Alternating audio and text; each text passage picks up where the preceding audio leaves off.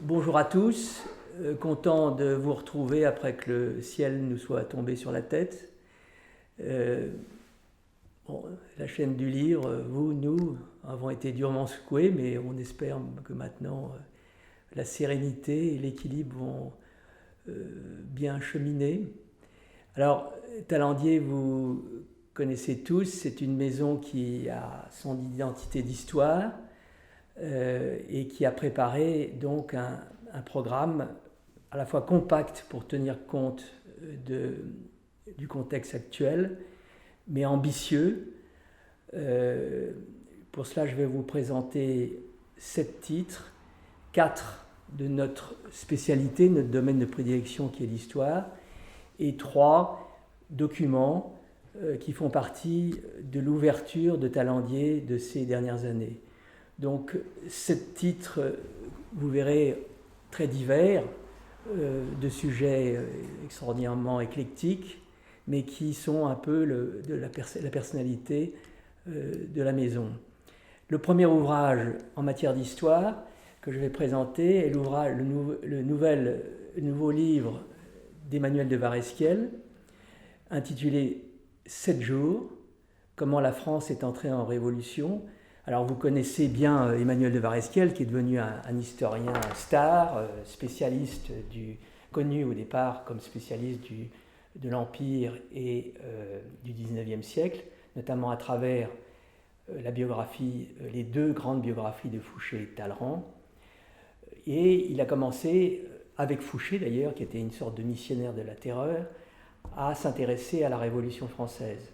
Son livre précédent portait sur le procès de Marie-Antoinette, Juger la reine, qui a obtenu un succès de librairie important, une très bonne critique.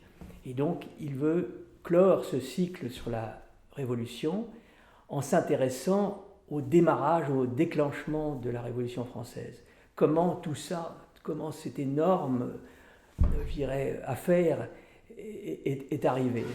Alors lui, sa théorie, sa thèse, après avoir consulté des masses d'archives inédites, c'est que tout s'est joué en une semaine, au mois de juin 1789, au cours de ce qu'on pourrait appeler une folle semaine, entre le 20 juin et le 27 juin 1789.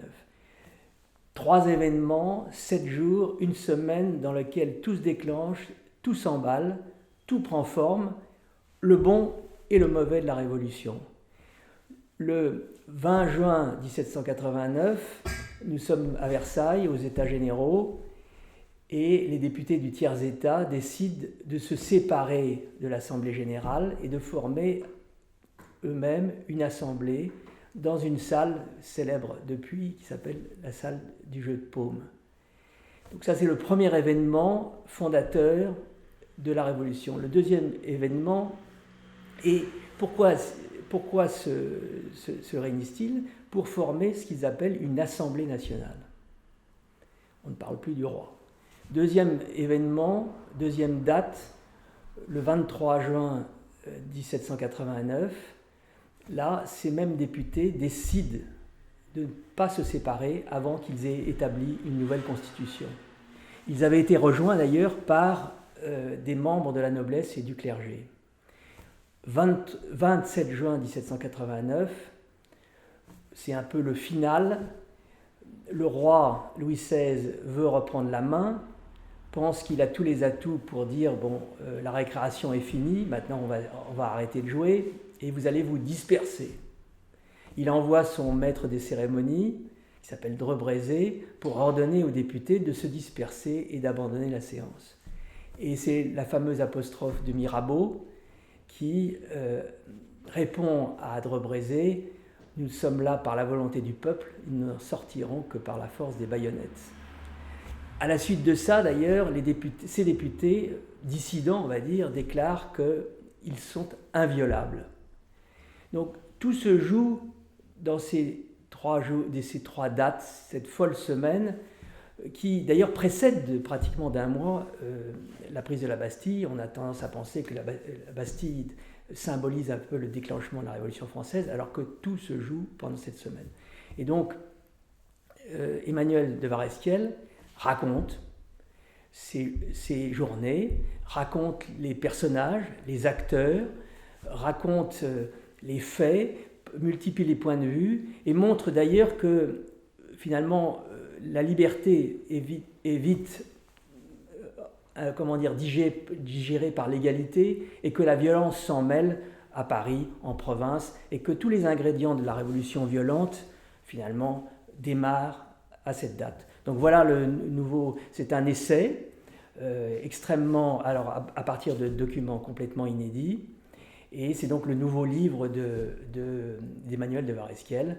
Je pense qu'il est vraiment un livre important et pour la maison vraiment très, très, très important. Deuxième livre en matière d'histoire, dans un genre tout à fait différent, La planète catholique, du grand historien géographe Jean-Robert Pitt, qui a été l'auteur notamment d'un ouvrage fondamental qui s'appelle L'histoire du paysage français, et La planète catholique, sous-titré Essai de géographie culturelle, et qui raconte qui enquête, rassemble tous les éléments qui montrent, de par le monde, l'influence de la foi catholique sur tous les genres de vie, les modes d'existence, les modes de pensée, c'est-à-dire comment est-ce que l'on pense, quelle est la relation à l'argent, quelle est la relation aux enfants, quelle est la relation à la famille, quelle est la relation à l'habitat. Est-ce que quand on est catholique, on bâtit une maison différente que quand on est un protestant, etc. Donc c'est l'assemblage, au cours de plusieurs années d'enquête, partout dans le monde, de ce qui fait, et pour beaucoup de pays ce sont nos racines, ce qui fait l'influence et la distinction de la foi catholique et de son influence sur nos comportements et nos modes de vie, et nos paysages, nos villes, etc., etc. Et donc, c'est le fruit de plusieurs années de travail qui aboutissent à ce livre, qui serait un peu pour le monde catholique ce que Jérôme Fourquet a été pour le fameux livre sur l'archipel qui un peu analysait la société française. Et donc c'est un livre avec énormément d'exemples, d'histoires, qui est transdisciplinaire, avec des graphiques, des cartes, des illustrations visant à faire cette sorte de radiographie du monde catholique planétaire. Troisième livre, on va changer encore de thème et de sujet. Pour la première fois en France, alors je dirais, l'un traitait l'autre de vieux fou, et l'autre traitait l'un de caporal autrichien. L'un était le maréchal Hindenburg, il avait commandé les armées allemandes victorieuses ou défaites pendant la Première Guerre mondiale, et il a été celui qui a permis à Hitler d'accéder au pouvoir. L'autre, c'est Hitler, donc, qui méprisait ce vieux maréchal, mais ils ont formé à un moment donné un couple qui a permis malheureusement au nazisme de s'installer, de prendre le pouvoir. Donc c'est l'histoire, pour la première fois en France, la biographie d'un homme qu'on pourrait qualifier de considérable, puisqu'il a été à la fois celui qui a dirigé les armées allemandes pendant la Première Guerre mondiale, qui a eu un rôle extraordinairement négatif à la fin de la Première Guerre mondiale, puisqu'il est le fameux promoteur du coup de poignard dans le dos, c'est-à-dire affirmer que ce n'est pas l'armée allemande qui a perdu la guerre, mais que ce sont les politiques qui lui ont fait perdre. Et à partir de ce moment-là, la revanche, de la rancœur, et qui ont accompagné finalement la montée du nazisme. Et en 1925, il devient le deuxième président de la République de Weimar, une période extraordinairement instable, comme vous le savez, avec une crise économique en Allemagne et une inflation extraordinaire qui a beaucoup favorisé la montée des extrêmes.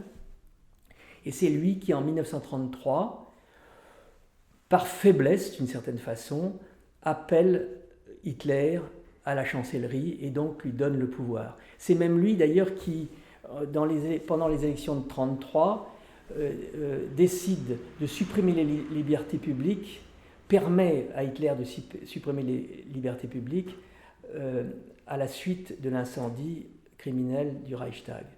Donc c'est vraiment un personnage considérable pour lire l'histoire de l'Allemagne et la montée du nazisme, et bizarrement, étrangement on pourrait dire, cette biographie n'avait aucune biographie sur ce personnage n'avait été publiée en France. C'est donc le grand historien spécialiste de l'Autriche-Hongrie et de l'Allemagne, qui s'appelle Jean-Paul Bled, qui nous fait le récit de cette vie assez incroyable. On l'a parfois appelé le Pétain allemand. Quatrième livre, nouvelle biographie, dans un genre là encore différent, l'Aiglon. Alors l'Aiglon, c'est le roi de Rome, c'est le duc de Reichstadt, c'est surtout, comme vous le savez, Napoléon n'avait pas d'enfant de l'impératrice Joséphine, c'était son obsession de créer une dynastie, et il répudie donc Joséphine, et il épouse la fille de l'empereur d'Autriche, c'est un beau mariage, comme on dit, qui deviendra l'impératrice Marie-Louise, dont il a un fils, Napoléon II, à sa naissance, qui est qualifié de roi de Rome, et qui, à l'âge de 3 ans, la France étant envahie par les armées alliées, on est en 1815, est littéralement kidnappé par son grand-père, l'empereur d'Autriche, élevé à Vienne. Il devient duc de Reichstadt, qui est un titre autrichien, et qui perd sa nationalité française d'une certaine façon. Et donc c'est le récit de cette vie, à la fois romantique, triste, d'un garçon qui va mourir en 1832, tout jeune, à l'âge de 28 ans, je crois, et qui va mourir de la tuberculose. Donc un destin tragique qui nous est raconté par une historienne, Laetitia de Witt, alors qui a une particularité, une singularité, on va dire, puisqu'elle est la descendante directe de Jérôme, roi de Westphalie et frère de Napoléon. Donc elle a fait cette biographie à partir de documents notamment dont elle était la seule à disposer. Donc voilà, donc c'est une biographie, il n'y a pas eu de biographie du roi de Rome depuis longtemps, et je dirais que c'est à la fois un parcours romantique, il y a la fameuse pièce de théâtre d'Edmond Rostand qui a illustré le personnage, mais c'est une destinée assez émouvante, et qui met fin finalement à la destinée de Napoléon Ier. Donc voilà pour l'histoire. Alors je vais maintenant vous parler de 3 autres titres dans des genres très différents qu'on pourrait qualifier de documents-témoignages et qui marquent, si vous voulez, la volonté de Talandier aussi d'être dans l'actualité. Alors le premier entre tous, qui est très important, qui s'appelle Montchirac, une amitié singulière, écrit par Alain Juppé, et qui est donc le témoignage, le récit, en 270-280 pages, de 30 ans, 40 ans même, d'amitié, de fidélité, entre 1976, où Juppé fait la connaissance de Chirac, où il devient sa plume, il est embauché à Matignon, jusqu'à sa dernière visite rue de Tournon, tout près d'ici, où il s'installe dans un fauteuil, Chirac à côté de lui agonisant. Alors ce qui est extraordinaire, c'est donc le récit avec beaucoup d'anecdotes, beaucoup de portraits, c'est une sorte de morceau de mémoire politique et c'est très littéraire. On découvre un Juppé qui a cette singularité par rapport à finalement tous ses concurrents politiques, c'est la fidélité et l'amitié, auquel il n'a jamais dérogé, et donc il n'y a jamais eu. Il y a eu des malentendus, il y a eu parfois des désaccords entre les deux, mais cette fidélité et cette amitié a toujours perduré et elle fait la singularité de cette relation. Donc c'est en quelque sorte, puisqu'il n'écrira pas ses mémoires, ce sont en quelque sorte les mémoires d'Alain Juppé, 30 ans de fidélité et d'amitié racontés avec Jacques Chirac. Deux documents pour terminer. Le premier, celui du général Gomard, qui a commandé les forces spéciales. Donc les forces spéciales, vous savez, ce sont 4000 hommes, des soldats d'élite, aguerris, qui interviennent dans tous les conflits auxquels la France a participé ces dernières années, soit pour préparer une intervention, soit pour libérer des otages, soit pour liquider des terroristes.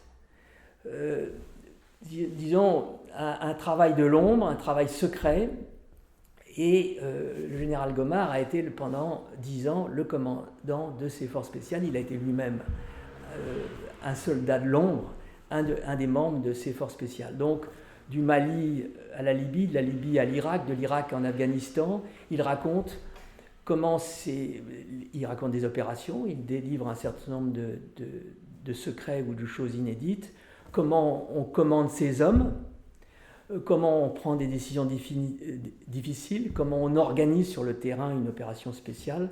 Donc c'est un peu vu de l'intérieur, vu dans les coulisses, ces hommes qui sont un peu, je dirais pas rêver, mais en tout cas sont des hommes un peu extraordinaires et qui font que l'opération du Mali, par exemple, s'est déroulée dans les conditions de succès qu'on a connues, qui prennent tous les risques et qui sont vraiment le bras armé de la France dans ses opérations de guerre à l'étranger. Dernier document, et là c'est un document qui est appelé à faire parler de lui, qui est en plein dans l'actualité parce qu'il concerne la Chine. Le livre s'appelle Dictature.2. Il raconte comment, grâce aux nouvelles technologies, la Chine, grâce à l'intelligence artificielle, a pu établir un système de contrôle de sa population à partir de ce qu'on a appelé le fameux crédit social, qui consiste à tracer, cribler, rassembler toutes les données que l'on a sur la population chinoise pour pouvoir leur attribuer des bonus, des points. Donc on est dans un monde un peu orwellien qui fait que la population chinoise aujourd'hui est littéralement recensée, suivie, tracée, criblée. Je pense que ce livre, qui a eu un succès important en Angleterre et en Allemagne, est aussi un livre d'alerte. On sait que dans les mois qui viennent, les années qui viennent, la Chine va être le principal enjeu géopolitique, mais ce livre va au cœur du système, au cœur de la technologie chinoise, au service du parti, et qui, bien sûr, il faut savoir que la Chine ne se contente pas d'observer et de surveiller ses propres concitoyens, mais toute personne qui va circuler en Chine, touriste ou homme d'affaires, est lui-même en surveillance.